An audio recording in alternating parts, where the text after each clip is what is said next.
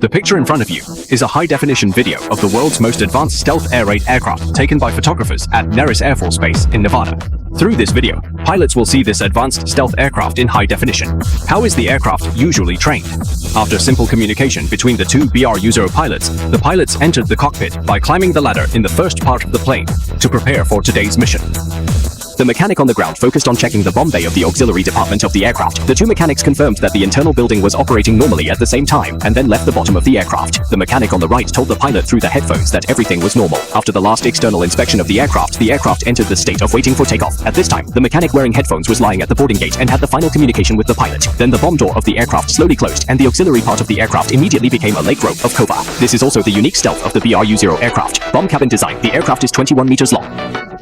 52.4 meters. From the surface, the BRU-0 looks like a eugenic aircraft, which gives it the instructions of Yoyi's aerodynamic layout tower. After the aircraft enters the ground aircraft in the takeoff range, the rear wheel of the aircraft has a stop device, and then the aircraft's 4 rows of engines are stable. The transmission power begins to push, and the aircraft turns horizontally. At this time, you can clearly see the 2 rectangular black holes above the aircraft. These are the air inlets of the 4 general-purpose F-108G100 engines. Different from the traditional Tomibu aircraft engines, this is the unique stealth layout of the BRU-0 aircraft.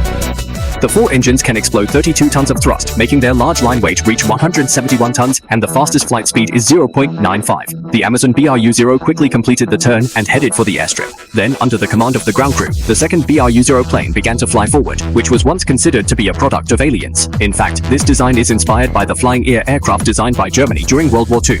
After World War II, the United States received a large amount of German military data and top scientists at that time to help the American military take off and develop.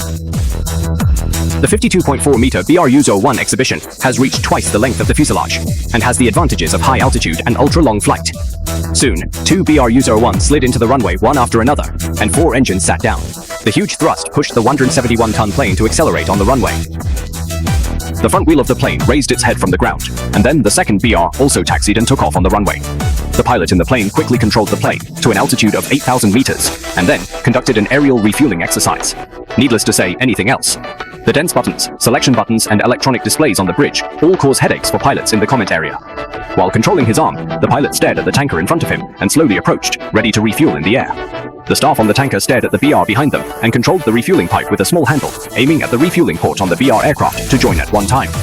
6 types of crude oils have a range of 10,000 kilometers before refueling and can reach 10,000 kilometers after one aerial refueling. This aircraft flew for the first time in 1989. It was designed and manufactured by GRU Company. A total of 21 aircraft were produced. The average cost of each aircraft that year was $737 million, and the average purchase cost of each aircraft was $929 million. The average total cost including development, engineering, testing, and other projects was an astonishing $2.1 billion.